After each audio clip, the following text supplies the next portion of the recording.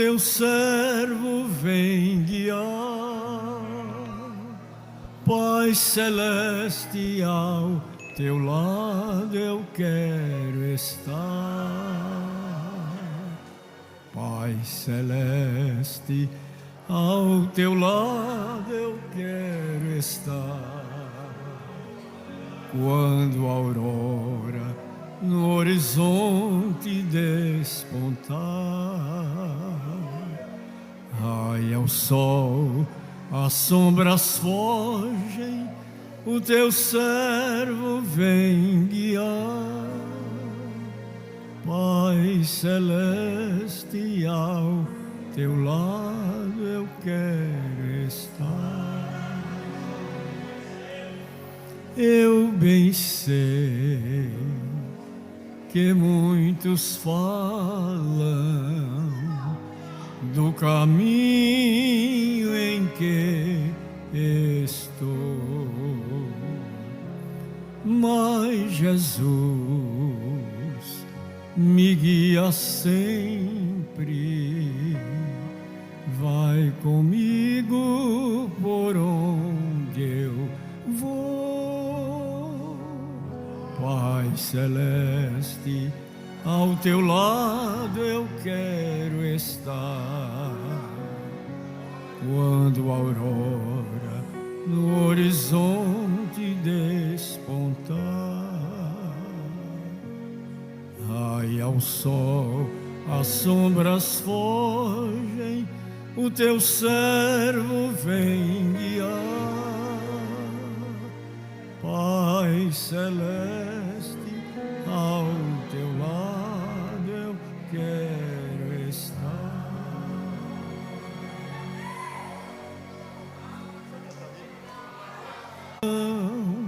Muitos que esperam a salvação, podem tais almas sem Deus perecer, ou estás pronto para as socorrer? Quem hoje dirá: eis-me aqui, Senhor? Eu quero aos perdidos falar do amor.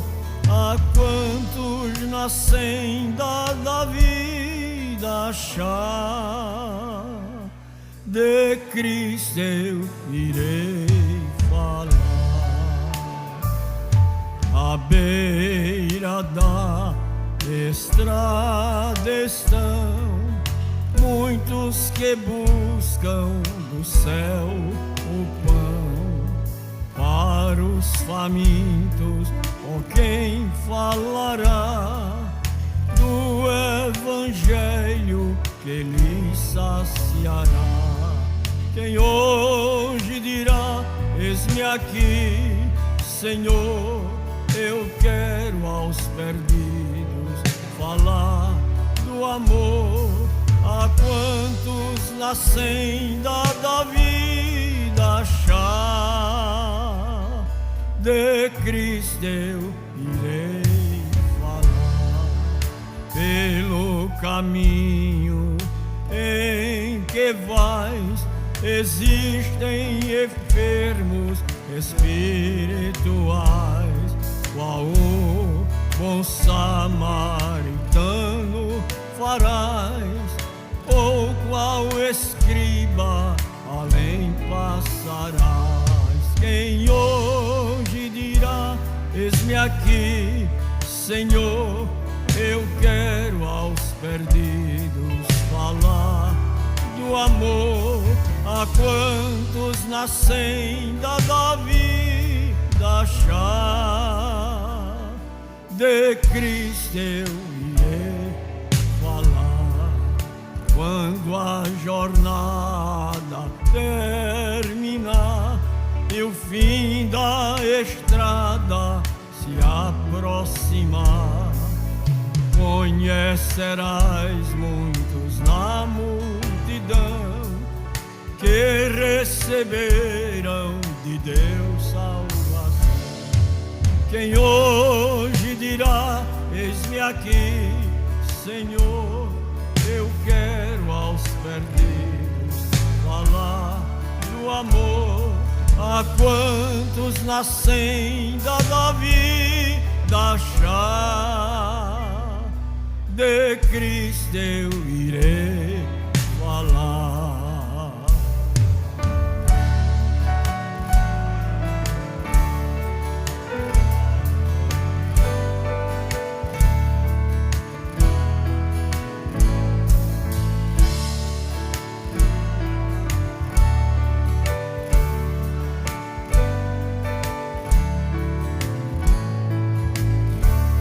Quem hoje dirá, eis-me aqui, Senhor, eu quero aos perdidos falar do amor a quantos nascem da vida chá, de Cristo eu irei falar.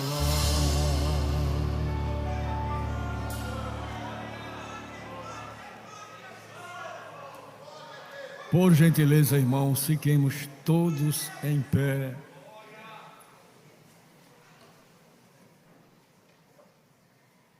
Livro do profeta Jeremias,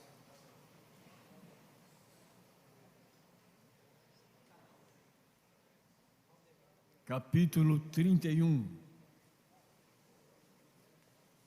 versículos 16 e 17. Assim diz o Senhor: reprime a tua voz de choro e as lágrimas de teus olhos, porque há galardão para o teu trabalho, diz o Senhor, pois eles voltarão da terra do inimigo. E há esperança no derradeiro fim para os teus descendentes, diz o Senhor, porque teus filhos voltarão para os seus termos.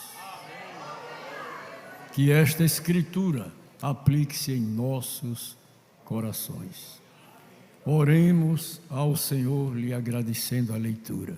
Bondoso Deus e Pai, conhecedor dos corações de todos os homens, a quem pertence os destinos das nossas vidas, nós te louvamos por tua palavra lida, te louvamos pelos dons do teu Espírito Santo, por tua graça salvadora que nos alcançou, pelo teu amor que nos une a cada dia e nos constrange a sermos obedientes e fiéis a ti.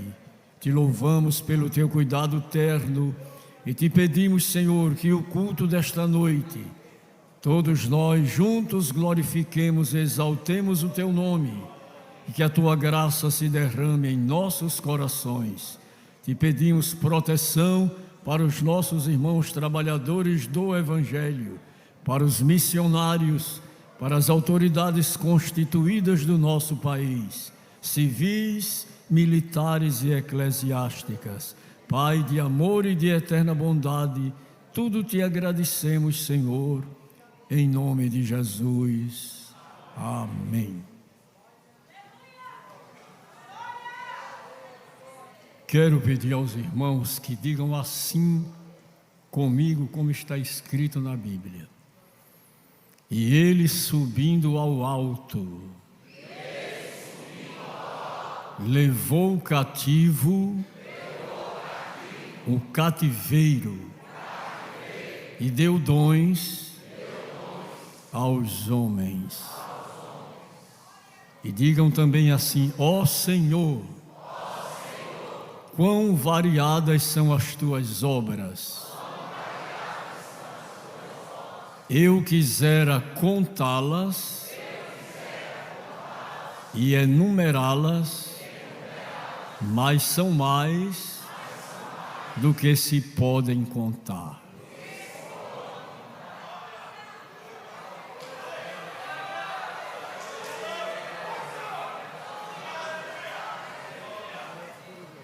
Cada pessoa que vem a este mundo,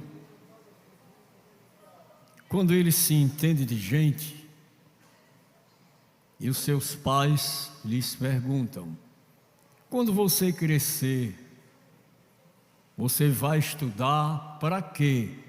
Ou você quer ser o quê? Eu tenho um neto que eu perguntei a ele: meu filho, quando você crescer, você vai estudar para quê? Ele disse: para ser pastor e policial. Eu disse: não fica bem. Ele disse: fica. De noite eu estou na igreja, de dia eu estou dando blitz nos bandidos.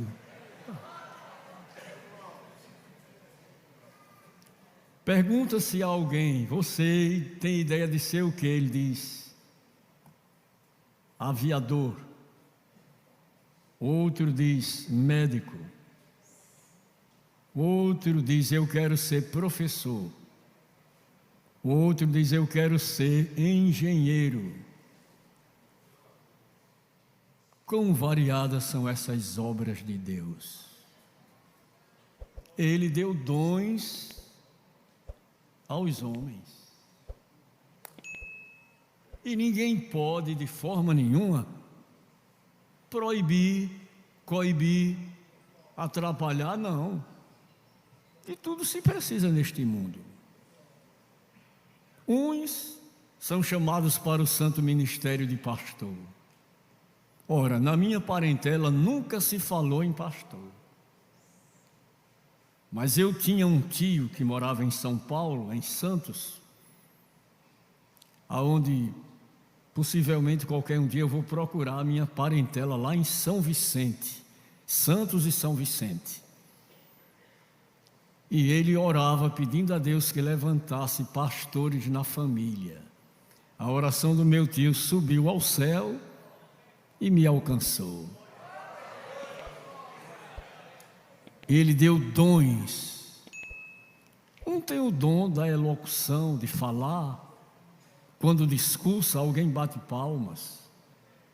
Outros não têm. Mas cada um se conforme e fique na vocação que foi chamado.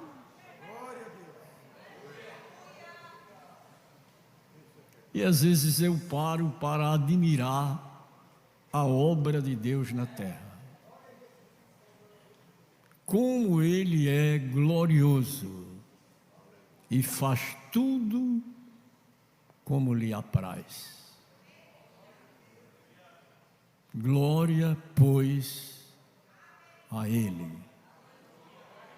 E quem pode dizer amém?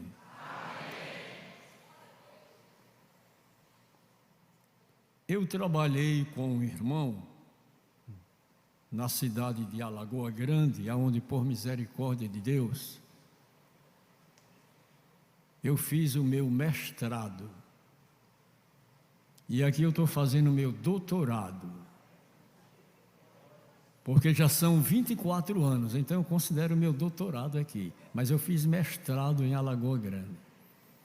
E ali tinha um irmão que Deus deu a ele um dom. Eu não tenho. Mas ele encontrava uma pessoa jogada na rua.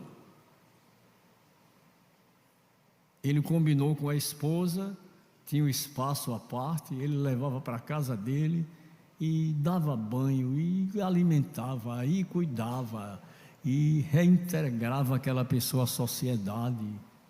Eu não tenho esse dom, não posso falar dele, ele tem, Deus use ele. Nós temos aqui uma irmã que ela faz um trabalho na praça, que eu não tenho habilidade para fazer, ela faz. E vez por outra ela traz um resultado aqui, 20, 30 pessoas de cada cidade, ela ganha vidas. E essas pessoas estão aí, servindo ao Senhor nas igrejas. Ao Senhor, honra, glória, louvor e exaltação. Eu não tenho, não censuro quem faz. Cada um fique na vocação que foi chamado. E Deus vai fazendo por todos nós o que é possível fazer. Aquilo que eu não entendo na área dos dons espirituais. Ora, eu sou batizado com o Espírito Santo muitos anos. Mas há coisas que eu não entendo e que acontecem na igreja, eu fico calado. Se foi Deus, vai se cumprir. Se não foi Deus, não vai se cumprir. Não entro em detalhes. E alguém diz: o que é que o Senhor diz? Eu não digo nada. Não chegou a mim a revelação, eu fico calado. Aceito por fé e vou prosseguindo a minha viagem. Só não vou me embaraçar com nada nesta vida aqui. Porque a Bíblia diz para todos nós: pelo que deixando todo o embaraço e o pecado que tão de perto nos corramos com, não é para correr desembestado não, correr com paciência a carreira que nos está proposta, olhando para Jesus, que é o autor e consumador da fé. A Ele, pelo gozo que Ele estava proposto, Ele suportou a cruz, desprezou as afrontas e está sentado à destra do trono de Deus. O que é que o Senhor diz? Eu não digo nada. E aquilo que eu recebo conhecimento, eu digo: olha, é assim, assim, assim. Cheguei até aqui. Daqui para frente eu não posso ir, porque não me veio revelação de Deus.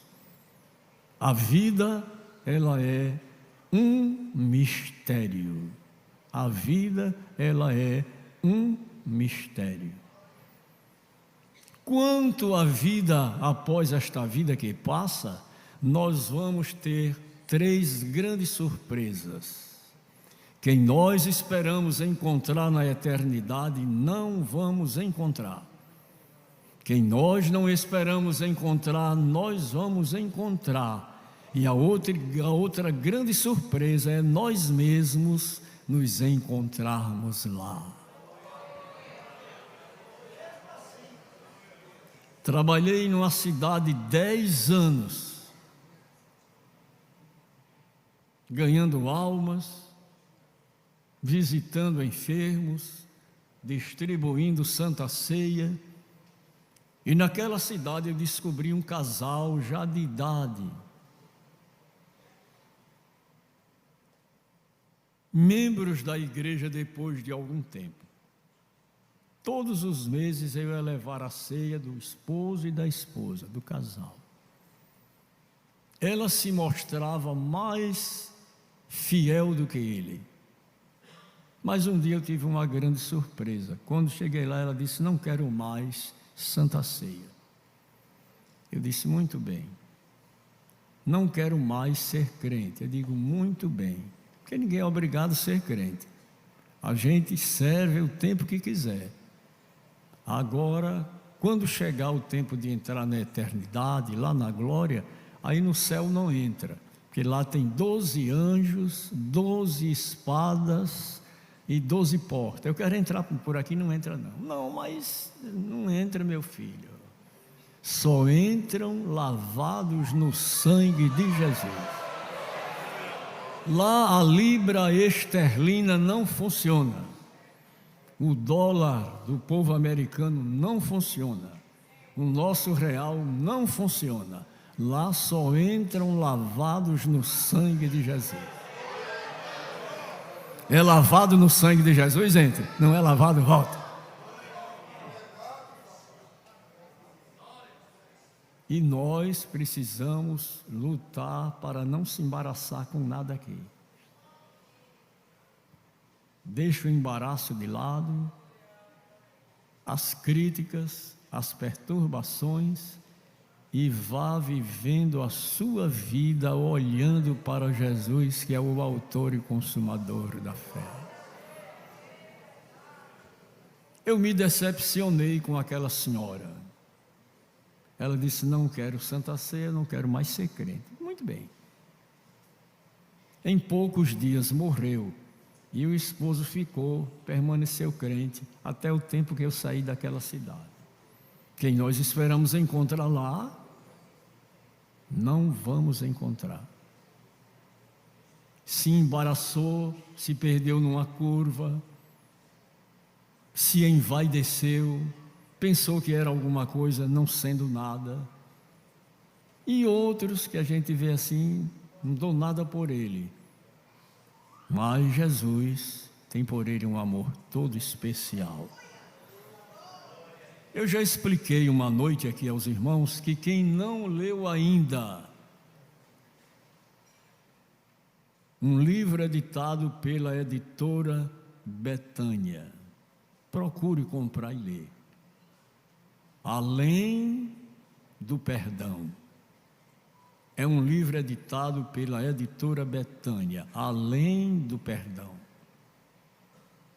Há muita coisa e que nós precisamos conhecer para cada dia melhorar a nossa condição espiritual diante de Deus. Quando você encontrar alguém perdido pelas estradas, com um saco de cangaço nas costas, lembre-se que ele não tem um lar, que a palavra lar quer dizer liderança, amor e reunião. Ele não tem um lar, mas ele é membro de uma família. Ou gafanhoto, ou aranha, ou percevejo, ou laranja, ou limão, ou lima, ele é membro de uma família. Ele pode não ter um lar, mas ele é membro de uma família. E é digno da sua misericórdia e do seu amor. É um ser que vive palmilhando por este mundo, perdeu o rumo, perdeu o lar, mas ele é membro de uma família. Eu olho muito isso. Leia esse livro, Além do Perdão, vai lhe ajudar muito, e depois você vai me agradecer. E quem pode dizer amém?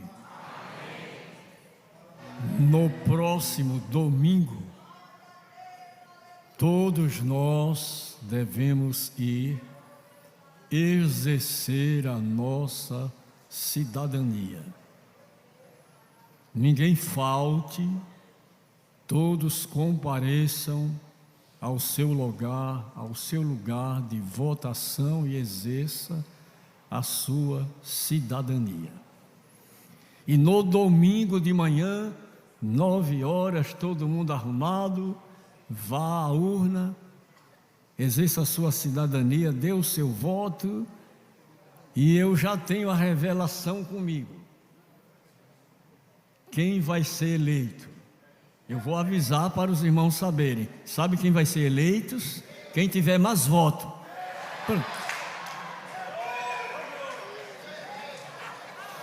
Agora eu tenho que exercer a minha cidadania. Nunca deixei de votar. Desde que eu comecei a votar, nunca deixei de votar. Eu vou de manhã cedo, exerço meu voto e oro por todos aqueles a quem Deus vai confirmar. Amém? Cada um na posição que Deus o quiser colocar. Agora nós temos que exercer a nossa cidadania. É indecente o crente deixar de ir. Não, eu não vou. Vá, meu filho. Eu não gosto de política. Olhe, tem política no ministério, tem política em todo canto. Tem política. Você vai, exerce a sua cidadania e volta para casa e pronto. Pastor Isaías Ramos.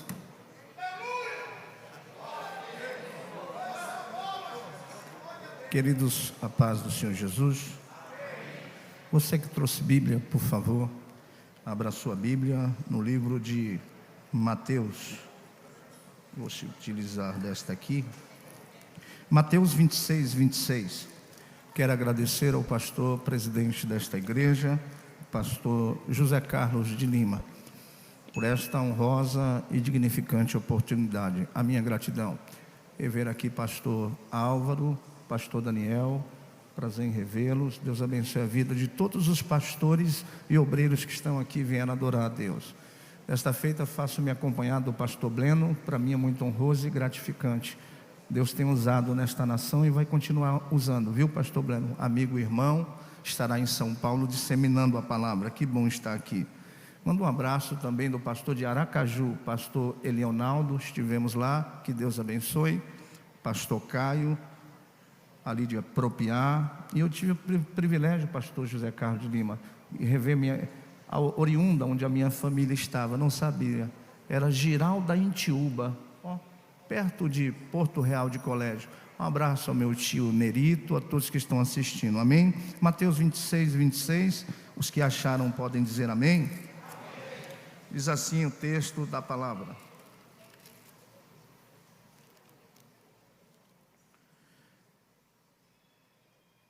e quando comiam, Jesus tomou o pão e, abençoando, partiu, deu aos seus discípulos e disse: tomai, comei, isto é o meu corpo.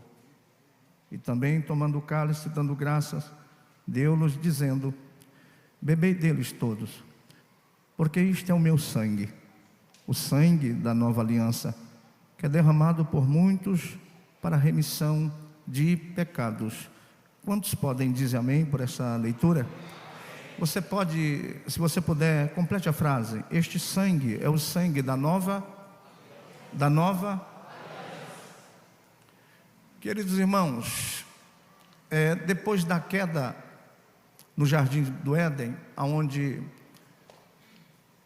tocar onde não deveria tocar, a raça humana entra em um processo de perdição em várias áreas. E o grande problema hoje da igreja, em algumas igrejas brasileiras, é que ela está sendo judaizada. Ela é verotestamentária. Tudo que eles sabem a respeito de Deus é do Antigo Testamento. Eles não estão lendo mais o Novo Testamento. Pastor, o que isso tem a ver? Tem tudo a ver com relação a você estar inserido nesse contexto de igreja. Porque o Antigo Testamento foram pactos e alianças que Deus havia estabelecido. Haja visto que o Deus da Bíblia é conhecido como Deus de alianças. A primeira aliança que Deus fez foi com Adão antes de pecar. Essa aliança era tão forte, tão impactante, que Deus falava cara a cara, tete a tete com Adão no jardim do Éden. Mas toda aliança havia um pré-requisito estabelecido. Essa não foi diferente. Deus disse: eu dou acesso a todas as árvores, exceto a árvore da ciência do bem e do não toque nela, porque certamente se vocês tocarem, essa aliança será quebrada. Eva tocou onde não deveria tocar e a aliança foi quê? Mas Deus aparece novamente, porque as misericórdias dele se renovam a cada manhã. Ele disse: ei Adão, eu venho falar com você, porque essa aliança foi quebrada, mas eu farei uma nova aliança, porque da semente da mulher eu vou levantar um que vai esmagar a cabeça da serpente. A outra aliança que Deus fez, mostrando o pacto que fez com Noé. Noé, todas as vezes que você vê esse arco, saberá que é o meu pacto, que eu não vou destruir mais a raça humana com água. A outra aliança que Deus fez, usando a vida do patriarca: eu venho falar com você, porque a partir de agora o teu nome não se chamarás Abrão, mas Abraão. O Abraão, conte as estrelas do céu, se é que pode contá-las. A Bíblia não diz se ele contou, mas eu imagino que ele olha e diz: Senhor, são muitas estrelas. Ele disse: será dessa forma que eu farei com a tua descendência. De modo, Abraão, que tentará contá-las, mas será impedido de contá-las, porque eu farei crescer como se fosse areia da praia, porque eu sou Deus, Abraão, estou no controle da história.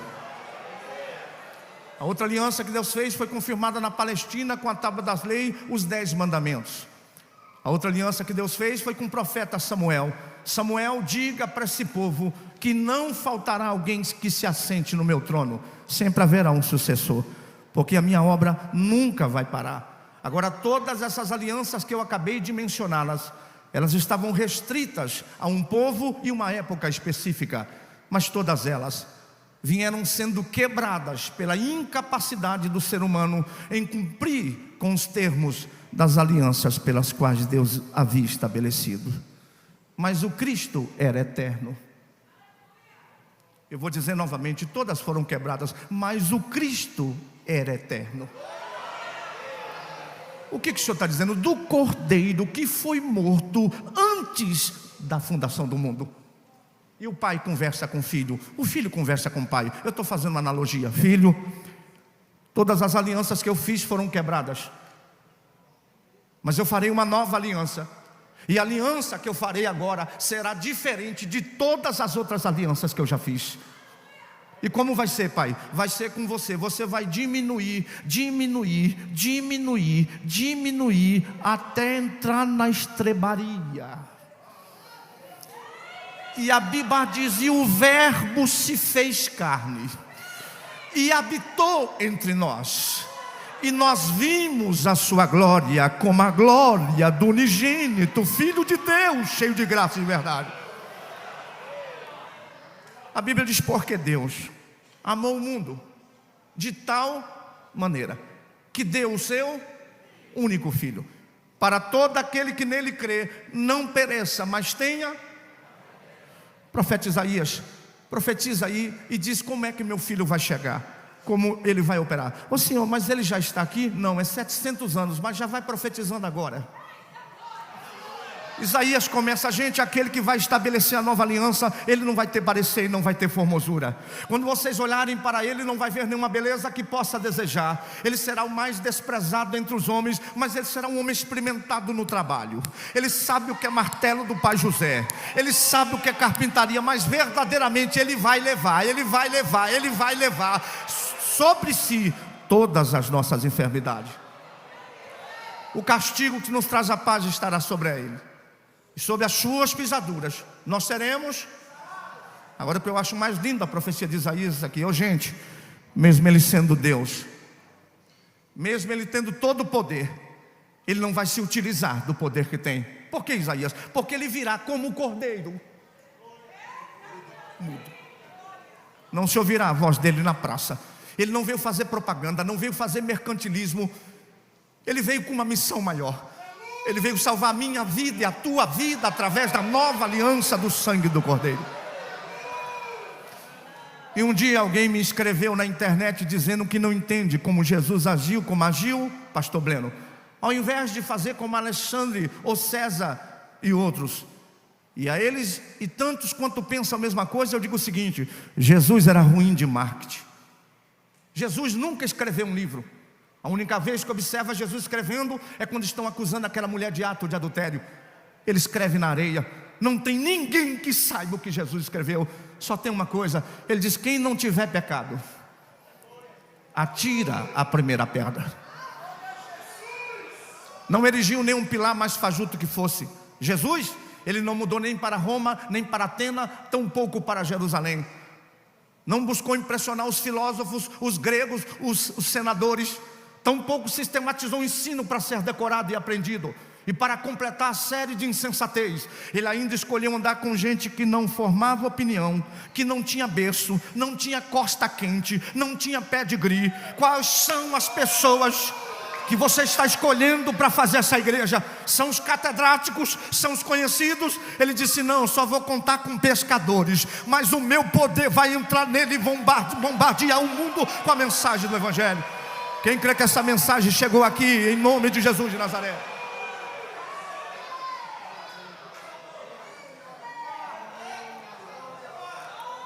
Jesus, ele nunca fez propaganda de milagres.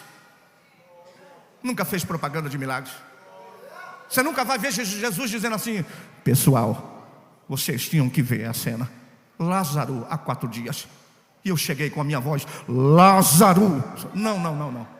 Vocês tinham que ver como Lázaro saiu. Jesus nunca fazia isso. Pelo contrário, ele realizava milagre e fazia assim: não conta para ninguém. Eu não vim fazer do evangelho show, espetáculo. Eu vim salvar. Eu vim com uma missão maior. Jesus também nunca marcou lugares santos. A partir de agora, só nesse lugar que você vai adorar. Não, muito pelo contrário. Quando ele chegou, ele quebrou todo o paradigma da adoração. Isso foi tão verdade que a mulher samaritana ficou perdidinha no contexto. Nossos pais disseram que era para adorar nesse monte. Agora você está dizendo que nem em Jerusalém, nesse monte. Ele disse: mulher, você está adorando o que não sabe. Por quê? Porque Deus é espírito. Espírito não tem corpo, não tem forma, não tem dimensão, não tem meio. Não dá para ver, não dá para pegar. Deus é isso. Nós só podemos falar de Deus com esses adjetivos: abstração, impegável, inteligível, inigualável, incomparável, imensura. Quem está sentindo ele aqui? Eu estou sentindo a presença dele, e nunca vai chegar nele. Ela diz assim: mas então como eu vou adorar? Ele disse: os verdadeiros adoradores Vamos adorar o Pai em espírito e em verdade.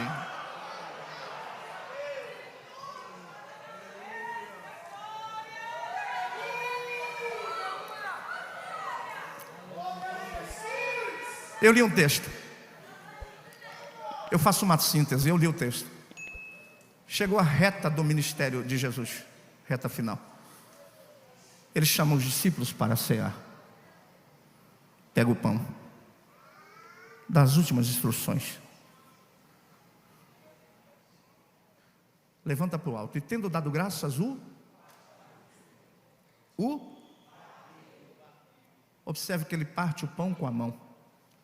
O pão da época é como se fosse uma bolacha. Ele vai, pega, e quando ele parte, ele levanta. Mas ele especifica: isso aqui é o meu corpo. Da mesma forma que eu estou partindo este pão, eles farão comigo na cruz do Calvário. Isso é o meu corpo.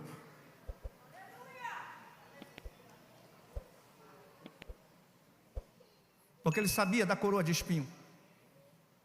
Ele sabia dos pregos. Ele sai dali. O coração dele está pesado. Ele vai a um lugar chamado Getsemane. Ele disse: a minha alma está angustiada.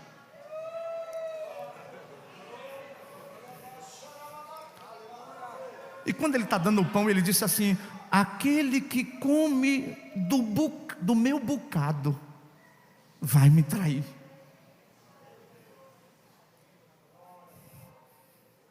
Eu vou ali orar. O peso de todos os pecados, de todas as mazelas do mundo estava sobre ele. Repita, ele estava antevendo a cruz, os pregos, os espinhos. Ao ponto dele olhar e disse assim: Deus meu, ó Pai, se possível for, passa de mim esse cálice. Todavia não seja a minha vontade, mas a tua. E nesse momento ele para e começa a suar. E o suor dele não é comum. Começa a transformar-se em gotas de sangue. E eu fui pesquisar sobre essa realidade. Com um doutor chamado Pierre Barbet, um cirurgião, que estudou em Paris em 1884. Ele disse: eu sou um cirurgião. Eu dou aulas há algum tempo. E por mais de 13 anos eu vivi em companhia de cadáver. E eu sei. Estudei a minha carreira inteira a fundo sobre anatomia. Jesus entrou em agonia no jardim do Getsemane. Interessante que dos evangélicos,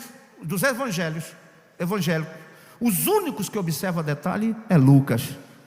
Porque Lucas é médico. Ele estudou lá na Turquia medicina.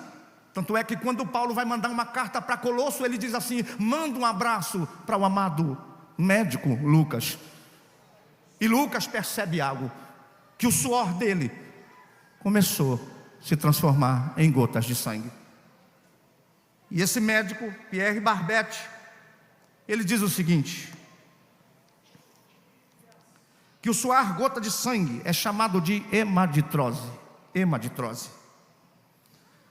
É um fenômeno raríssimo e é produzido em condições excepcionais.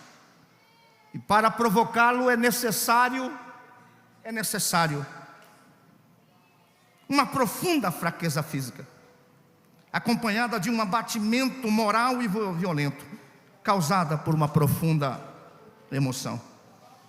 Jesus estava sentindo ali o terror, a dor, tal tensão extrema que ele estava passando, começou a produzir, romper todas as veias capilares que estão sobre as glândulas sudoríparas, e o sangue misturava com suor, concentrando sobre a pele, escorrendo por todo o corpo.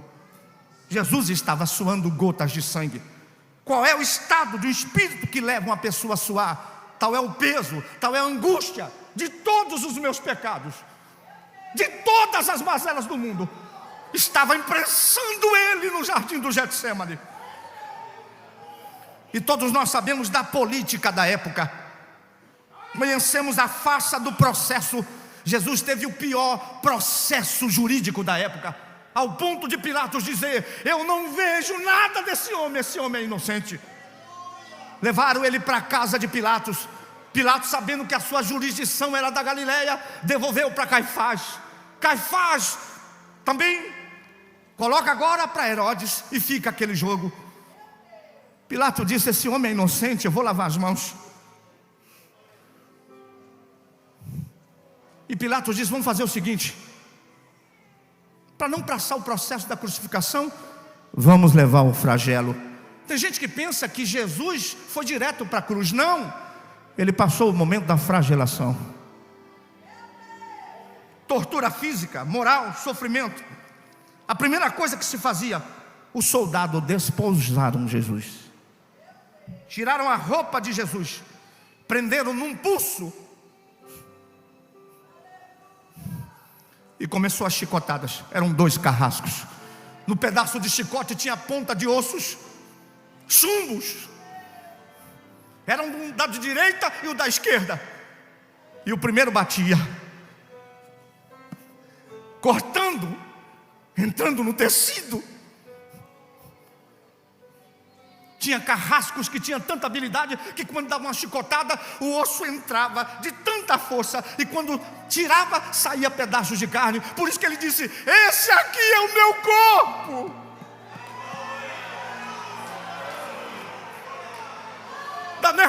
Da mesma forma que eu estou partindo esses pães, eles vão me partir na cruz do Calvário. Ele leva 39 chibatadas, segundo a lei mosaica, sem interrupção, da direita, da esquerda, da direita e da esquerda. Ele começa a levar chibatada, golpeada. A pele dele se dilacera e rompe. O sangue começa a espirrar. A cada golpe Jesus reage. Então era a dor do chicote. A força dele se esvai. O suor frio impregna a fronte. A cabeça dele gira em uma vertigem. Calafrios que cobrem o rosto. Se Jesus não tivesse amarrado a um tronco, ele cairia na própria poça. Depois veio um escárnio da coroa, porque disseram: ele é rei dos judeus. Pegaram uma coroa de espinho, o espinho mais forte do que a acácia.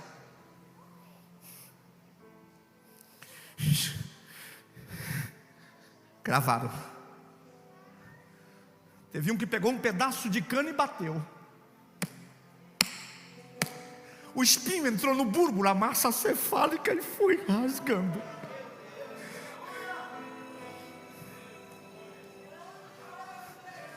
Uracalaba. Pregaram um manto de escarlate e colocaram sobre ele. A costa estava toda aberta com sangue. O manto colou na pele. E eles brincavam: olha o rei! Olha o rei dos judeus!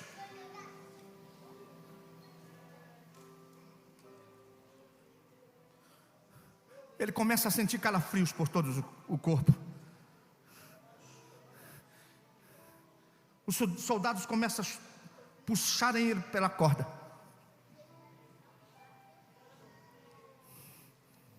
Flagelo, antes da crucificação.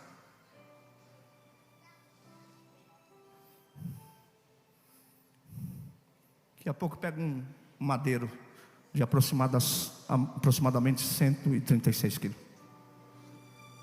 Colocam nas costas, aberta pelo chicote.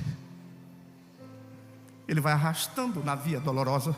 Estudiosos dizem que ele caiu 3 vezes. Simão foi lá ele ajudar a levar a cruz. 600 metros até chegar ao Monte Caveira.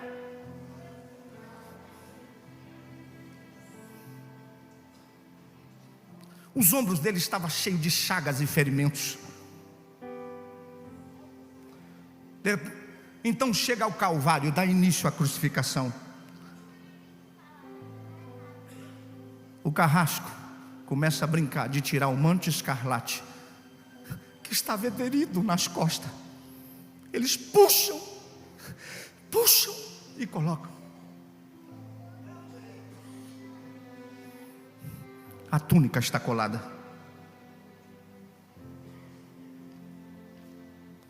E os puxão que o carrasco dá, diz esse médico, que nesse momento Jesus corre o risco de ter um sintoma que é chamado de síncope.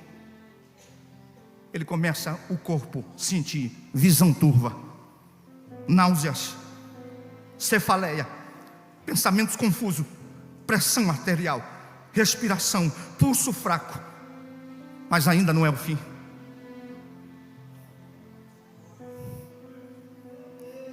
Quando chega no Calvário, é deitado. Deitado sobre o madeiro. Então lá vai o carrasco, pega a medida da mão, estica. Pregos quadrados.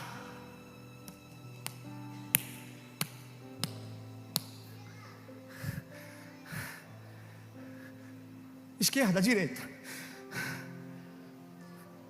Ele levanta o martelo e certeiro. O nervo mediano naquela hora é lesado.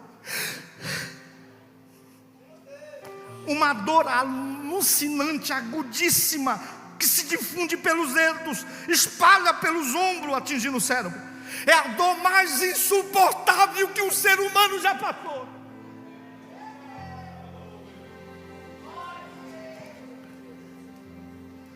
O nervo dele está esticado com uma corda de violino. Vão para os pés, dobra os pés.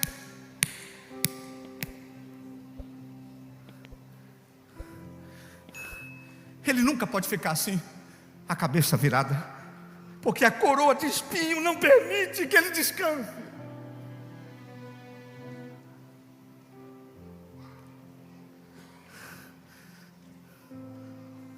Ao meio-dia, Jesus sente sede. Ele não bebeu desde a tarde anterior. Estava desidratado pela perda de tanto sangue. Seu corpo era uma máscara de sangue. A boca estava semiaberta, os lábios inferior, a garganta seca, queima, mas ele não pode beber. Deram uma esponja com a droga judaica para ele sentir-se passadão, mas ele rejeitou. Os músculos do braço enrijecem em uma contração que vai se acentuando. Os bíceps esticados, os dedos se encurvam. É como acontece com alguém ferido de tétano. É isto que os médicos chamam de tetania. Quando o sintoma está generalizado ao corpo, o corpo dele começa a inchar de tantas inflamações. Ele tem sede como um asmático.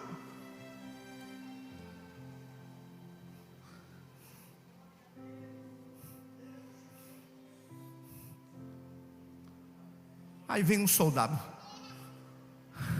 para confirmar que ele morreu. Desde as 9 horas da manhã, sendo esbofeteado na casa de Caifás. Pega na quinta costela uma lança. Pega no coração. Acabou.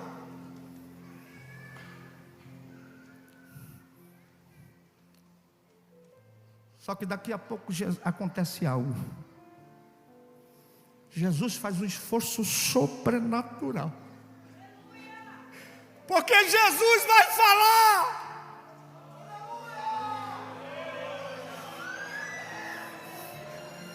Ele se apoia nos pregos das mãos. E ele fala: Deus meu. Não, a primeira é essa aqui. Pai, perdoa-os, porque não sabe o que faz. ladrão está brigando com outro, se ele fosse, quem diria ser? Tiraria a gente daí. Você nem teme a Deus, estando na mesma situação. Esse homem está aqui porque é justo. E o que estava crucificado disse assim: Senhor, lembra-te de mim quando eu entrares no teu reino. Ele disse: hoje mesmo, levante a mão quem tem glória da glória, estará comigo no reino do paraíso.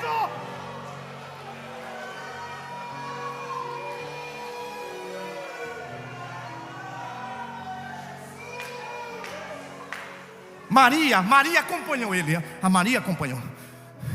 E ele na cruz disse assim: mulher, eis aí o teu filho.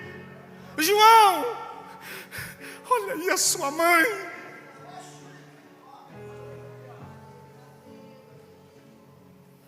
A dor foi tão intensa,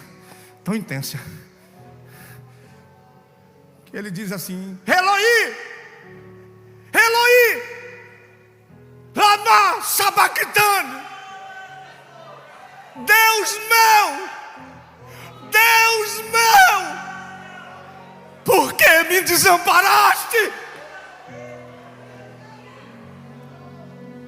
O céu escurece. Huracão, eu estou sentindo Deus aqui esta noite, nessa palavra. Só quem pode dar um glória a Deus aqui, eu estou sentindo Ele aqui esta noite, meu Deus.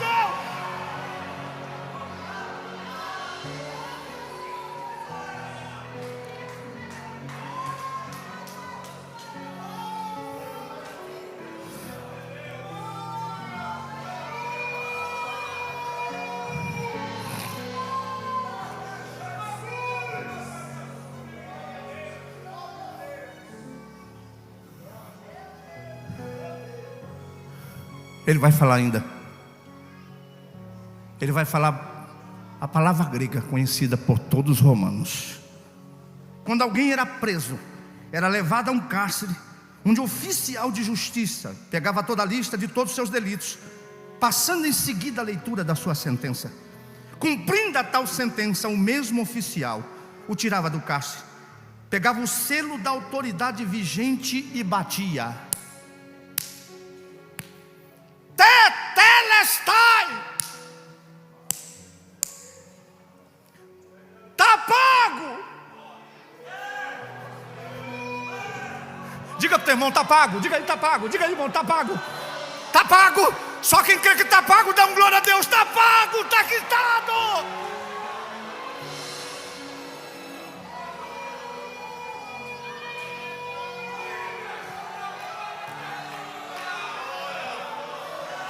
Não é pecado não, pega na mão do seu irmão, diga: tá pago, diga aí: tá pago. Quem pode dar o maior glória a Deus aqui: tá pago.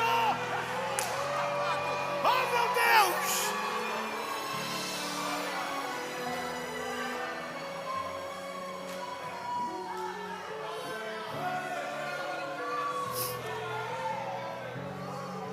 Aí os romanos, pastor José Carlos de Lima, e eu termino aqui agora, meu presidente, diz que acabou. Deus deu um nó na cabeça do diabo. Como é isso, pastor? Colocaram uma coroa de espinho na cabeça dele e o sangue ia descendo. Colocaram nas mãos e o sangue ia, me ajude, descendo, diga. Colocaram nos pés e o sangue ia. Um colocou uma lança e o sangue ia. Ele disse: acabou, charlatão. Nada de divindade, nada de filho de Deus. E eu vou repetir: Deus deu uma nó na cabeça do diabo, porque eles esqueceram uma coisa. O quê? A aliança tinha que ser de sangue. Não foi por ouro, não foi prata, foi sangue. Levante a mão e dá um glória. É sangue. Só quem pode levantar a mão, segurar a mão levantada. Quem tem glória dá glória, quem tem aleluia dá aleluia. Foi sangue.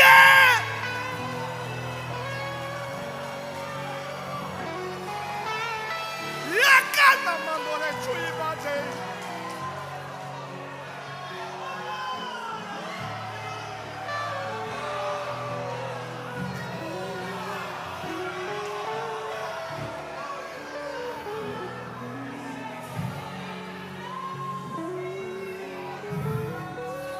Como é que é? Mataram Jesus. Nunca mataram Jesus. Como é que mataram Jesus? Ele disse assim: por isso o Pai me ama, porque eu dou a minha vida para tornar a tomá-la. Ninguém me tira de mim, mas eu dou de mim mesmo. Eu dou e tenho o poder de dar e o poder de tornar a minha vida. Quando foram dizer que ele está morto, ele disse: vamos ver se vocês mataram mesmo. Pai, ó Pai, nas tuas mãos eu me trago. Quem pode adorar a Deus por um minuto? Por um minuto.